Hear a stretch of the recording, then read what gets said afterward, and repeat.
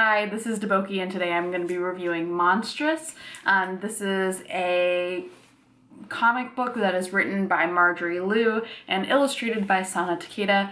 It is published by Image Comics. What I'm reviewing today is actually the first collected edition. This is issues 1 through 6 of the comic book. So this comic book takes place in a steampunk slash magic-y kind of world that's also sort of a pseudo-alternate Asia. And in it there are humans who live side by side with arcanics, who are these kind of like, I don't know, kind of animal, humanoid hybrids. I'm not really sure what the best description is, but basically they've got varying degrees of animal features and some can even pass as human. So this book follows Micah, who is an arcanic who's got pretty human features. She looks pretty human. She is basically looking for answers and revenge in the quest of kind of like understanding her mother's death. And she's also simultaneously battling a lot of her own very literal internal demons. The Monstress of the title very much refers to the monster that lies within Micah, which compels her to sometimes act in ways that she does not want to. So Micah as a protagonist is the kind of female anti-hero that I feel like I'm always looking for. She's sort of like the bride in Kill Bill, except her story is told through the lens of a female writer, which I always find to be much more welcome than any kind of, woman-centric story told through the lens of a male writer. It's pretty clear that this book is primarily interested in women because, to be honest, men don't kind of figure that often. They're not even side characters, they're like background characters often throughout the story.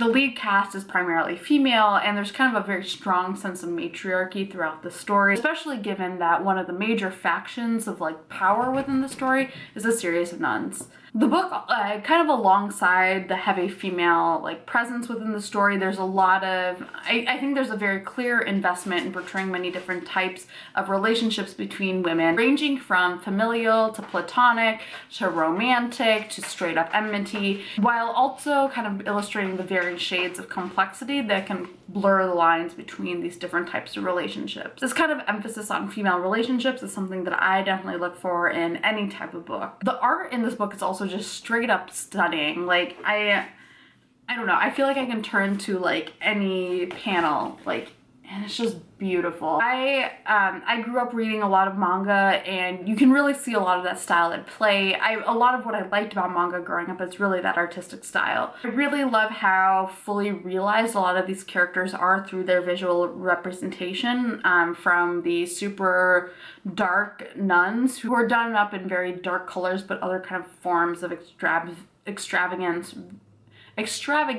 visual representations, to the more innocent characters who have maybe fluffy tails to kind of convey sort of their naivete. The contrast between these kind of characters serve this story very well because it is very dark at times, so having the contrast between these intense characters and kind of these more adorable but also suffering characters, I think it gives a sense of balance to the story. And the story has talking cats. So as I've brought up in other books, or as I've brought up in other videos, I, like many a crazy cat lady, love talking cats in stories, like Harry Potter and Sailor Moon. Monstress carries on this great tradition, and what I especially liked is that in the story, at the end of each kind of chapter slash issue, is a little section on the history of the world of the story, which features a professor talking cat of some sort who is telling you the story. These lectures actually ended up being really important for me, not just because I love fictional talking cats,